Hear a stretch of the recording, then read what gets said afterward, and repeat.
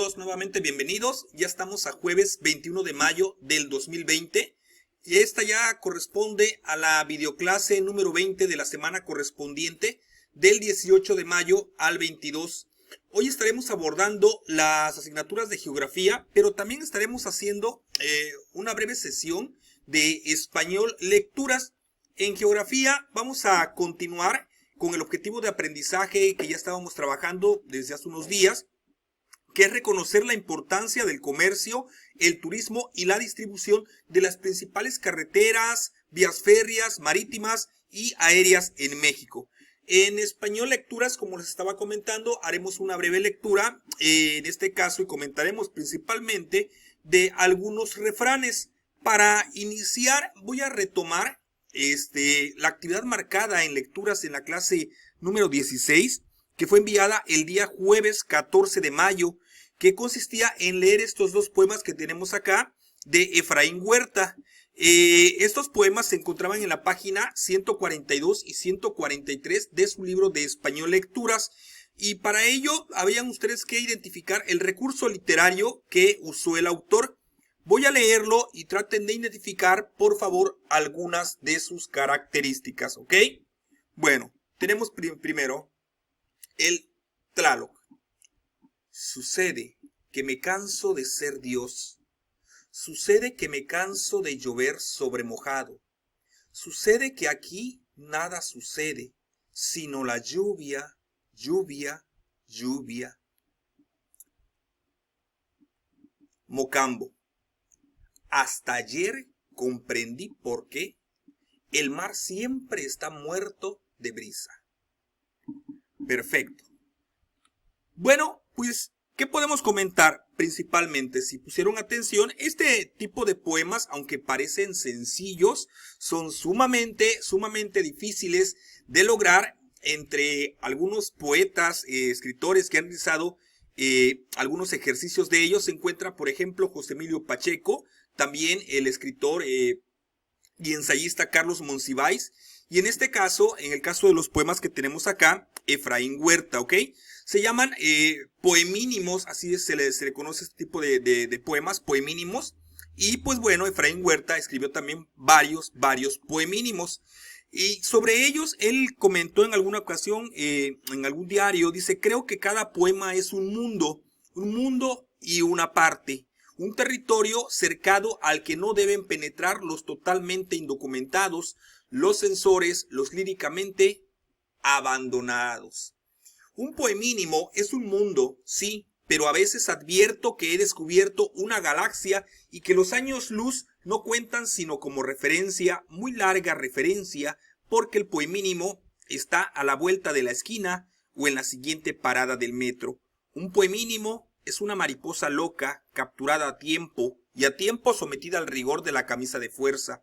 Y no la toques ya más, que así es la cosa loca, lo imprevisible, lo que te cae encima o tan solo te roza la estrecha entendera.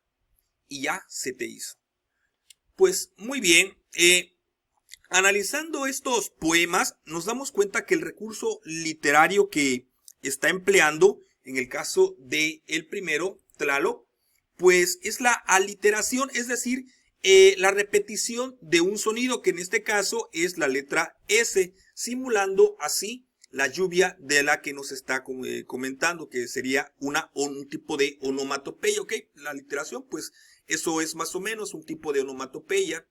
Y en el poema de Tláloc, este sonido S que simula la lluvia, pero tenemos ahora en el caso del segundo poema, que aparte de la metáfora, tenemos un juego de palabras, el cual podemos identificar principalmente en los dos últimos versos, que simulan la expresión muerto de risa, ¿ok? Pero Efraín Huerta escribe sobre un mar muerto de brisa. Con respecto al significado de un poema, ¿qué podemos comentar? Bueno, el significado de un poema va a depender siempre del autor, del poeta, y un poema pues no necesita ser explicado, ¿ok? El poema principalmente se debe sentir. Sin embargo, si podemos mencionar algo curioso sobre estos dos poemas que se les comentó y que pudieran ustedes leer, es que en el poema de Tláloc el poeta, si nos damos cuenta, trata de mostrar a través de su escritura que realiza lo que él está sintiendo en ese momento, lo que él siente por su pueblo, por su nación, por México, que en el momento en cuando él escribe el contexto en el que él estaba viviendo, pues México pasaba por una dura situación, se trataba de un México castigado, encerrado, sin que nada suceda, sin que nadie haga nada, y él nos los está diciendo. Dice, me canso de llover sobre mojado, sucede que aquí nada sucede, ¿ok? Él en cierto modo pues está llamando a la insurrección, aunque pues bueno, como lo comentamos, un poeta nunca vamos a saber en cierto qué es lo que trató de decir en un momento, simplemente podemos nosotros llegar a una simple interpretación. El segundo poema, como ya lo había yo adelantado, es un poema un tanto incisivo que cae sobre lo mismo, pero hace una crítica a la realidad. ¿Por qué? Bueno, por la que estaba atravesando en ese momento, como ya lo estamos comentando nosotros. Dice, el mar siempre está muerto de brisa, ¿ok? En ese sentido, pues está como hablando en un tono irónico sobre una sociedad muy calmada, ¿ok? Mientras la inmensidad, pues, de oportunidades se ríen ante nosotros, ¿ok? Pues, bien, ya entrando y saliendo de esta situación que habíamos comentado como un trabajo de tarea, y ya entrando al tema de esta videoclase que estamos realizando, comenzando con geografía, en donde vamos a continuar con el objetivo que ya les habíamos comentado, que es reconocer la importancia del comercio, del turismo y la distribución de las principales redes, carreteras, férreas, vías férreas, marítimas y aéreas en México. Como ya se mencionó en otra sesión, lo que se habló sobre los servicios, en el caso del comercio, el propósito principal del comercio es la compra de productos, mientras que el propósito del turismo tiene la compra como una actividad secundaria, como una segunda, como una consecuencia de lo primero. Durante el transcurso de un viaje, motivado por cualquier otro interés, que mayormente es la recreación o la diversión, ¿ok? Bueno, ahora bien, en todo lo que ya hemos comentado y abordado en lo relativo al tema del comercio y al tema del turismo, lo que les voy a comentar prácticamente en esta sesión es una actividad que espero que ustedes puedan realizar, ¿ok? Bueno, se trata de la elaboración de un cartel. Ya en otras ocasiones ustedes han elaborado carteles, tienen una noción de ello. Sin embargo, vamos a comentar nuevamente qué es un cartel.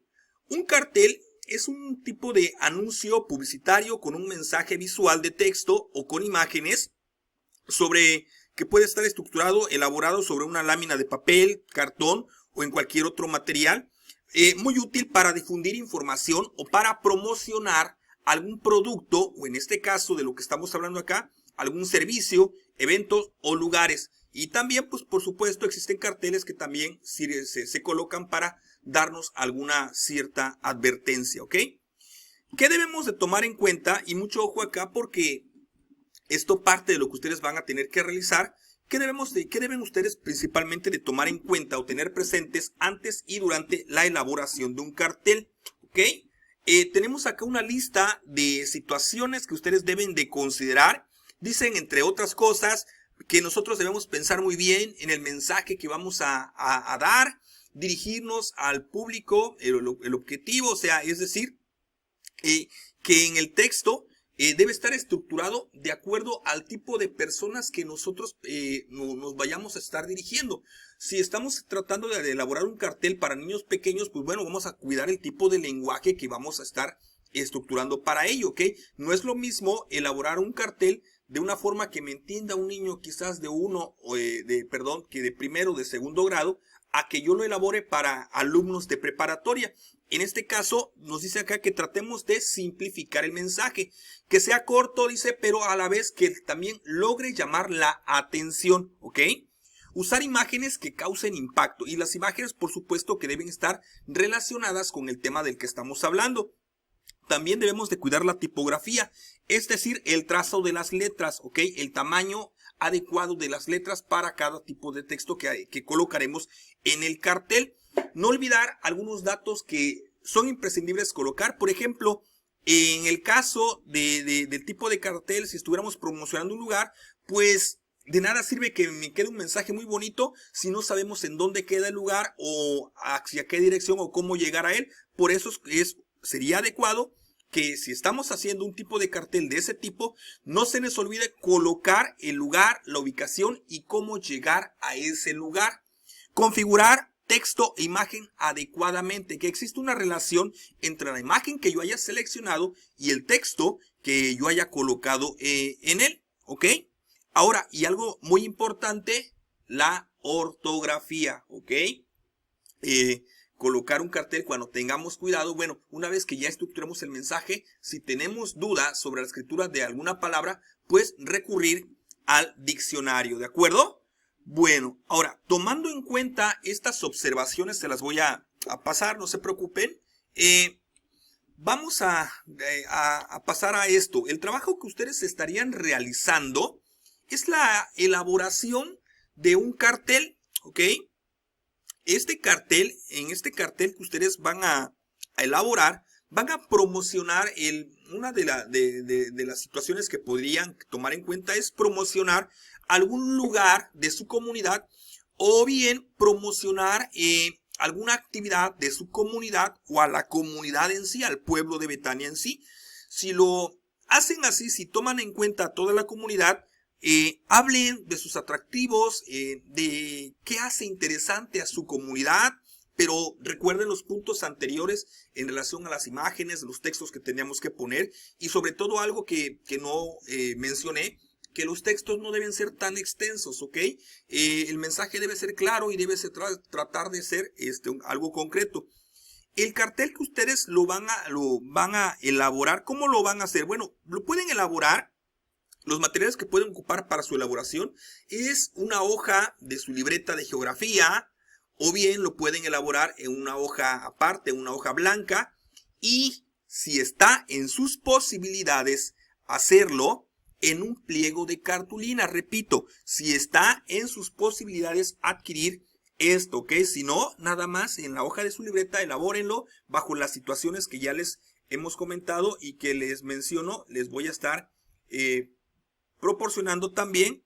Y pues bueno, finalmente, una vez que ya hayan elaborado su cartel, en su libreta de geografía, van ustedes a copiar esta preguntita y la van a analizar muy bien. Copien esta pregunta, dice, ¿qué pasaría con el empleo e ingresos familiares?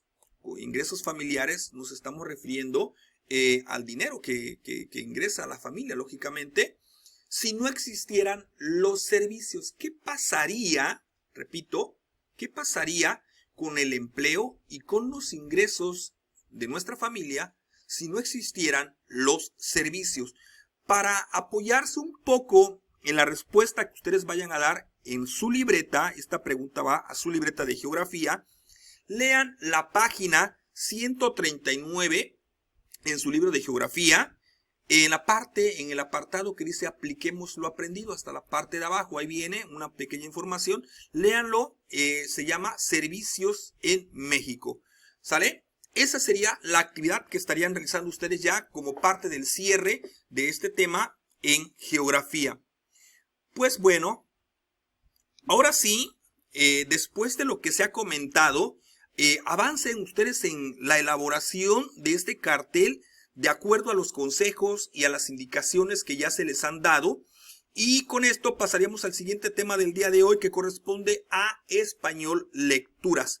Para esta sesión de español lectura solo comentaremos de forma breve, solo estaré comentando de forma breve algunos aspectos generales, ya que se trata de que ustedes lean y de ser posible, ojalá que sí puedan ustedes comentar, compartir en casa estos pequeños refranes, los refranes del Quijote.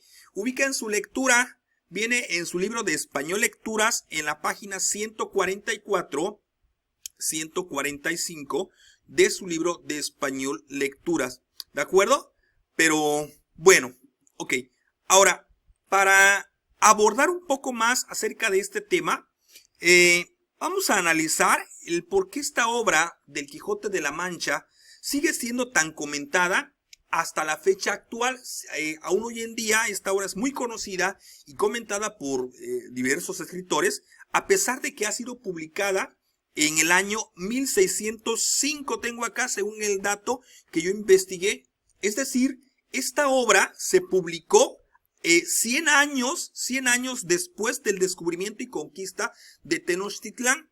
Hay autores que incluso afirman que quien inspiró a su autor, Miguel de Cervantes, a crear el personaje del Quijote de la Mancha fue Alonso Quijano, ¿ok? Alonso Quijano fue un personaje suramericano, flaco y de edad avanzada, ya una persona adulta, que en un arrebato de valor se enfrentó a los soldados españoles, y él iba armado únicamente de un palo y un casco oxidado. Se cuenta que Miguel de Cervantes pudo haber formado parte de alguna de las incursiones españolas a territorios americanos, ya que, así como sucedió en nuestro país durante la Revolución Mexicana con la leva, eran tropas formadas por campesinos forzados a servir al ejército. Así también, fíjense que Miguel de Cervantes pues tuvo que haber realizado en aquel tiempo, como todo español, un tipo de servicio militar. Sin embargo, al oponerse varias veces a esto, él fue castigado mediante un encierro, y según algunos autores, durante esta etapa, Miguel de Cervantes es que inicia la escritura de la obra del Quijote de la Mancha, una obra literaria de un estilo polifónico, es decir, que cada personaje que aparece tiene una importancia dentro de la misma. Pero, ¿qué hace relevante, qué hace muy importante a esta obra del Quijote de la Mancha en la literatura actual?